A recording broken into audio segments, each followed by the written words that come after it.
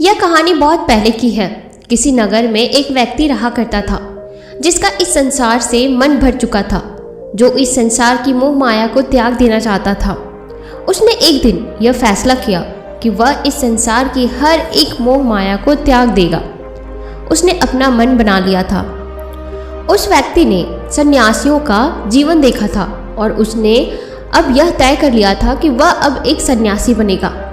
वह तुरंत अपने घर से निकलकर पास में रह रहे एक बौद्ध भिक्षुक के पास जाता है और उनसे कहता है कि मुझे एक सन्यासी जीवन जीना है। मैं इस संसार की मोह माया को त्याग देना चाहता हूँ। इस पर वह बौद्ध भिक्षु उस सन्यासी से कहते हैं कि क्या तुम सच में सन्यासी का जीवन जीना चाहते हो? इस पर वह व्यक्ति उस बौद्ध भिक्षु से के सवालों का जवाब देता है और कहता है, जी बिल्कुल।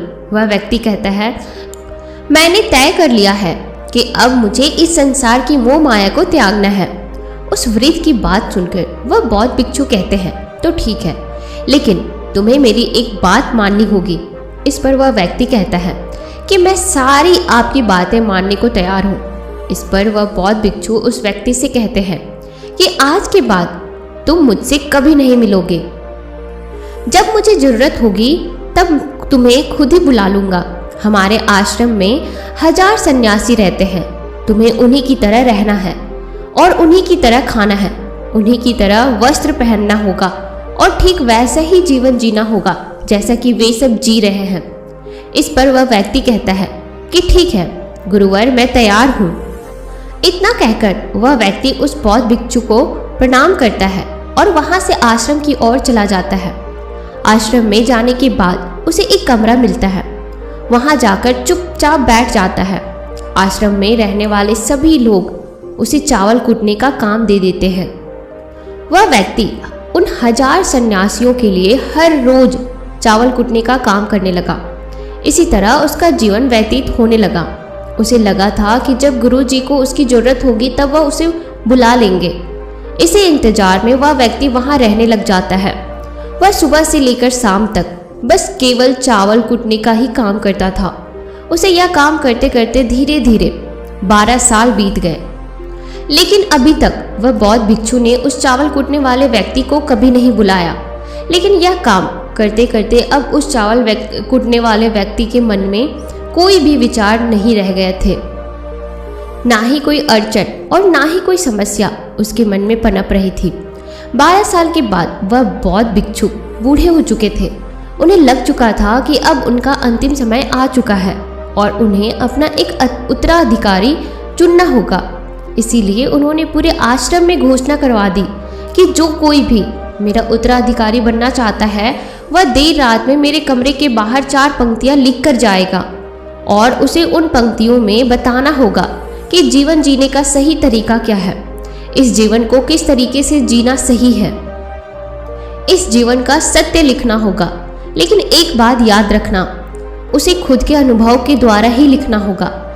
किताब में कही हुई बातों को नहीं लिखना होगा या कहीं से नकल मारकर नहीं लिखना है।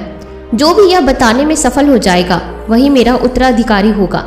आश्रम में जितने भी लोग रह रहे थे वह सब उस बौद्ध भिक्षु को बहुत मानते थे। कोई भी उन्हें धोखा नहीं देना चाहता था। सभी भिक्षुओं के मन में ये चाहत थी कि वह उनका उत्तराधिकारी बने, लेकिन कोई भी यह काम नहीं करना चाहता था।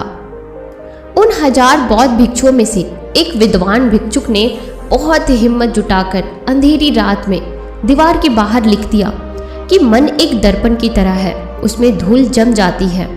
उस धूल को साफ कर दो तो सत्य अनुभव में आ जाता है और सत्य मिल जाता है। यह 4 पंक्तियां उस शिष्य ने बड़ी हिम्मत जुटाकर अपने गुरुवर के कमरे के बाहर लिख दिया। अगली सुबह जब बौद्ध भिक्षु उठे और कमरे के बाहर लिखी 4 पंक्तियों को पढ़ा और कहा कि किस मूर्ख ने लिखी है, मेरी दीवार को किसने खराब कर दिया और उसे पकड़ करके मेरे पास लाओ। जब आश्रम में सभी लोगों ने पता किया तो पता लगा कि वह विद्वान शिष्य उन पंक्तियों को लिखने के बाद रात्रि में ही उस आश्रम को छोड़ दिया था, क्योंकि यह विचार उसके अपने नहीं थे। और विद्वान शिष्य ने जाते जाते अपने कुछ मित्रों से कह दिया था, सुबह अगर गुरुवर को मेरी कुछ 4 पंक्तियां पसंद आई तो वह लोग मुझे बता देंगे, और अगर इन 4 पंक्तियों को पढ़ने के बाद गुरुवर गुस्सा हो जाए तो तुम सब मेरा पता उन्हें कभी मत बताना। आश्रम के सभी लोग चिंता में पड़ गए कि कितनी अच्छी पंक्तियां तो लिखी है उसने, फिर भी गुरुवर नाराज क्यों हो गए।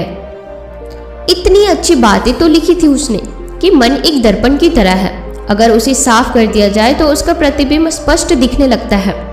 वह सब कहते हैं चलो देखते हैं कि गुरुवर को ऐसा उत्तराधिकारी कौन मिलेगा जो उनके सवालों का सही जवाब उस दीवार पर लिख सके। वह कौन होगा जिसके पास इससे भी अच्छे विचार होंगे। कुछ लोग ये सब बातें उस चावल कुटने वाले व्यक्ति के कमरे के बाहर कर रहे थे। वह चावल कुटने वाला व्यक्ति पूरी बातें सुन लेता है और जोर जोर से हंसने लग जाता है। लोग से पूछते हैं इसमें हंसने वाली बात क्या है, तुम्हें इसमें क्या गलत लगता है।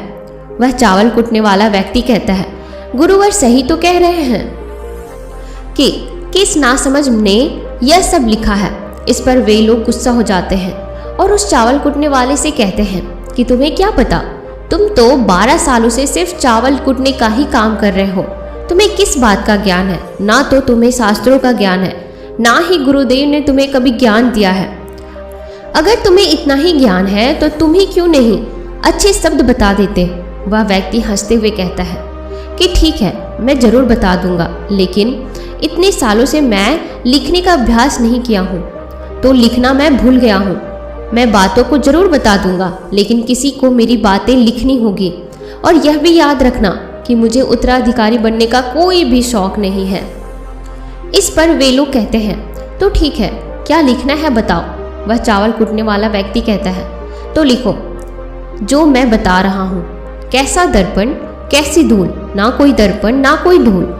जो इसे समझ लेता है या फिर जान लेता है वह सत्य को प्राप्त हो जाता है। यह बात उस गुरुदेव के कानों में पड़ जाती है। आधी रात को वह गुरुदेव उस चावल कुटने वाले व्यक्ति के पास आते हैं और उसे कहते हैं कि तुम यहाँ से चले जाओ, वरना यहाँ पर रहने वाले आश्रम के सभी 1000 लोग तुम्हें नहीं छोड़ेंगे। यह जोगा ले लो, तुम मेरा उत्तराधिकारी बनना चाहो या ना चाहो, इससे कोई फर्क नहीं पड़ता है, बनो या ना बनो। लेकिन जो शब्द तुमने कहे थे वही शब्द बिल्कुल सत्य है और जीवन के अनुभव को दर्शाते हैं। इसीलिए मन ही मन मैं तुम्हें अपना उत्तराधिकारी मान लिया हूँ। और अगर यह बातें उन 1000 आश्रम वाले लोगों को तक पहुँची तो वह सब तुमसे जलने लगेंगे और तुम्हें चोट पहुँचाएंगे। यह लोग बर्दाश्त नहीं कर पाएंगे।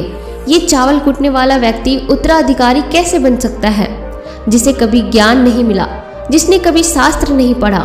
उत्तराधिकारी कैसे बन सकता है, वह भला कैसे सत्य को प्राप्त कर सकता है। और यहाँ पर शास्त्र जानने वाले सभी लोग सर पीटते रह जाएंगे। इसलिए तुम यहाँ से चले जाओ, कहीं और अपनी दुनिया बनाओ और वहाँ के लोगों को ज्ञान से भर दो। इस पर महात्मा बुद्ध ने भी अपने एक शिष्य से कहा था, जब तुम्हारे मन की सारे विचार शांत हो जाए, तुम्हारे भीतर विचार आना बंद हो जाए, उस दिन से तुम्हें सत्य का अनुभव हो जाएगा। तुम सत्य का अनुभव करोगे, खुद को भी और इस ब्रह्मांड को भी समझ पाओगे। और यही बुद्धत्व प्राप्ति का पहला कदम है। मन को शांत करने का पहला तरीका जो बौद्ध ग्रंथों में बताया गया है वह खुद के विचारों पर करना। इन्हें अच्छे से समझना कि आखिर आपके अंदर कौन से विचार उत्पन्न हो रहे हैं, आपके अंदर आखिर क्या चल रहा है। उन्हें अच्छे तरीके से और जागरूकता के साथ समझने की कोशिश करना, ना कि अपने विचारों को दबाने की कोशिश करना। अगर आप अपने मन के विचारों को दबाने की कोशिश करते हैं तो यह गलत होगा, जिसकी वजह से मन और तेजी से भटकने लगेगा और बार बार भटकेगा। लेकिन जब भी आपको लगने लगे कि आपका मन बहुत तेजी से भटक रहा है तो तुरंत आप उस पर ध्यान देना शुरू कर दें, उसको जागरूकता के साथ देखें और अपने विचारों पर ध्यान दें। निरंतर प्रयासों के बाद आप पाएंगे कि आपके अंदर विचारों को जागरूक होकर देखने की एक आदत सी लग गई है। लेकिन उसी के साथ आप यह भी देख पाएंगे कि आपके मन में बुरे विचार अत्यधिक उत्पन्न हो रहे हैं। आपके मन में जो भी विचार उत्पन्न हो रहे हैं वह सकारात्मक भी हो सकते हैं और नकारात्मक भी। उनसे आपको कोई भी छेड़खानी नहीं करनी है, बस आपको अपने प्रयास पर काम करते रहना है। लेकिन यह अभ्यास आप लगातार करते रहें तो एक समय आने के बाद आप अपने विचारों को नियंत्रित करने में सफल हो जाएंगे और उसे रोक भी सकते हैं। तब जाकर आपको असली शांति और सुकून की प्राप्ति हो जाएगी। तब आपको किसी भी प्रकार की चिंता नहीं सताएगी, क्योंकि आप खुद पर विजय प्राप्त कर लिए हैं। आप अपने विचारों को नियंत्रित कर सकते हैं। दोस्तों, इस वीडियो में बने रहने के लिए सच्चे दिल से आपका बहुत बहुत धन्यवाद। और इसी तरह की मोटिवेशनल कहानियों को सुनने के लिए आप मेरे चैनल को सब्सक्राइब जरूर कीजिएगा, ताकि आगे की वीडियो आप देखते रहें।